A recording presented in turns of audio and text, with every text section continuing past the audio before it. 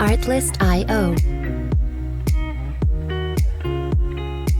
Hola, ¿qué tal amigos? Espero que se encuentren muy bien. En el video de hoy vamos a hablar sobre el libro La comunicación oral y escrita en la unidad número 3 del apartado redacción. En este video vamos a hablar un poco sobre su proceso estructural interno, el externo, sobre los requisitos que debemos de tener para una buena redacción, así como los pasos a seguir. Sin más que decir, vamos con el video.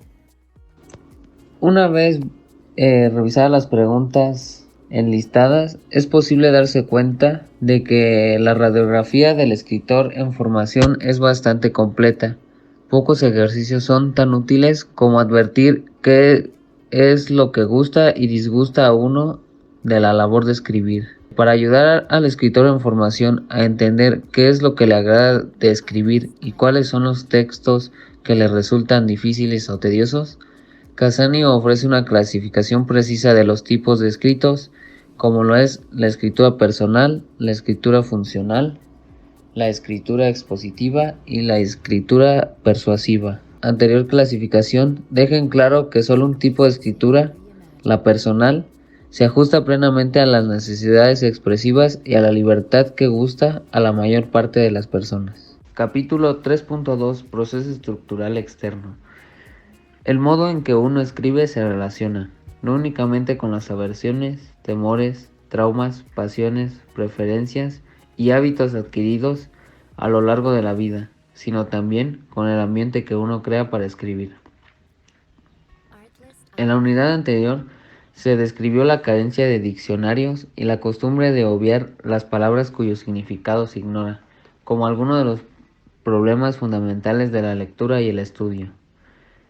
Un ejemplo puede ser que un médico confiable sabe que debe tener a la mano materiales actualizados acerca de los medicamentos en el mercado. La consulta de dichos textos lo mantiene informado acerca de las sustancias que cada producto contiene y de los padecimientos para los que están prescritas.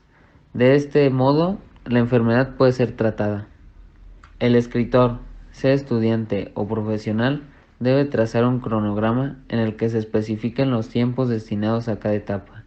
Para poder estructurar un esquema de tiempos, es preciso conocer, además del tipo de escrito, que se llevará a cabo los siguientes puntos: la extensión, el tono y el destinatario.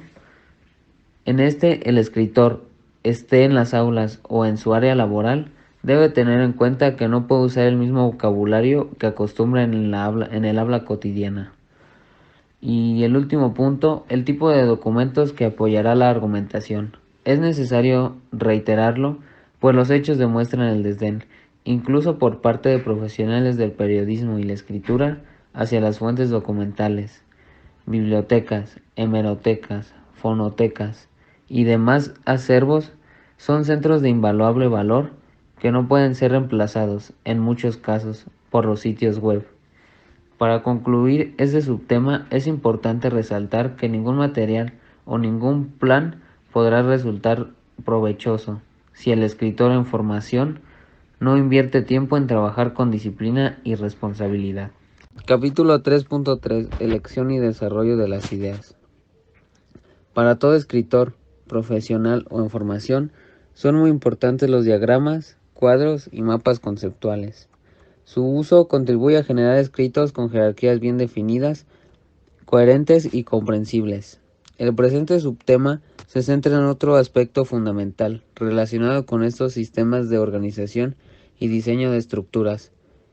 Cómo trasladar algunas de las ideas provenientes de los mapas a un escrito.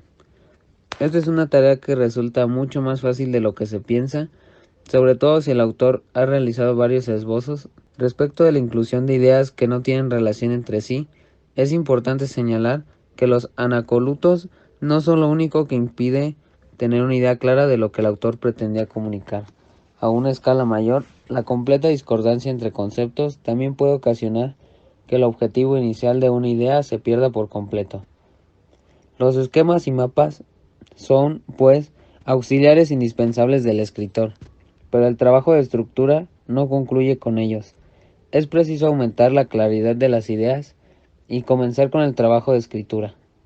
Se recomienda, una vez que se tengan bien precisados los niveles y las ramificaciones, elaborar el índice, Los requisitos de la redacción son una serie de atributos los cuales harán que elaboremos un texto con una mayor coherencia y fluidez de una forma correcta para su redacción e interpretación. Esto nos ayudará en tener una estructura más directa y comprensible en nuestros textos sin importar el tema a desarrollar o sus fines de uso. La claridad la podríamos dividir en 3 secciones. La número 1 sería darse pausas mentales. Esto hace referencia a darnos un tiempo de reposo cuando terminemos un texto para despejar la mente y encontrar errores en nuestro trabajo antes de poderlo enviar y evitar errores ortográficos o divagar. La número 2 sería elegir las palabras exactas, depende de la idea central. Para eso necesitamos ordenar por jerarquía las ideas que buscamos transmitir para evitar el uso de ideas que no respaldan el objetivo que buscamos informar. Si no usamos las palabras exactas podemos caer en lo ambiguo y podemos perder validez de nuestros argumentos. Y la número 3 sería el menos es más. Esto consiste en analizar nuestro texto para retirar palabras y así acortar nuestro texto haciéndolo de forma más clara y directa para una buena comprensión. Esto lo podemos ver en algunas definiciones. En lugar de tener toda la investigación, solamente utilizan palabras claves las cuales nos servirán para poder comprender sobre lo que se está investigando. La precisión consiste en evitar un uso excesivo de las palabras, las cuales no logren una conexión congruente de nuestro texto,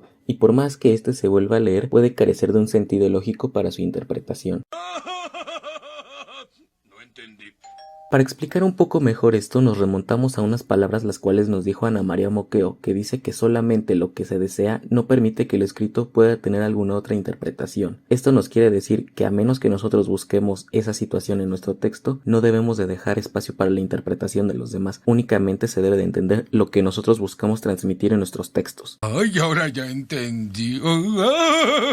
La número 1 sería trabajar hasta encontrar el término y la estructura justos. Esto será a base de prueba y error hasta encontrar la estructura que más se adapta al mensaje que vamos a transmitir. Debemos evitar la repetición de palabras y exceso de sinónimos. Esto puede afectar que la estructura del mensaje dé como resultado un producto inexacto. La número 2 es consulta. Es el recurrir a diccionarios en línea, elaborar borradores, esquemas, revisar notas periodísticas, letras de canciones, mensajes publicitarios y discursos políticos que nos ayudarán a entender aciertos y deficiencias al momento de redactar para tener una mayor seguridad en redacciones futuras. Para tener una mayor seguridad sobre lo que vamos a escribir, se recomienda elaborar propios textos alternativos a textos que consideremos imprecisos o ambiguos para lograr tener esta diferencia sobre las estructuras y poder realizar una propia de una mejor forma. La número 3 es el comunicarse escribiendo. Es importante no limitar la escritura solamente a redes sociales o ámbitos laborales y escolares en los cuales nos sentimos seguros. Debemos de salir de esta área de confort mandando correos electrónicos, publicaciones a programas radiofónicos y televisivos. Esto nos puede ayudar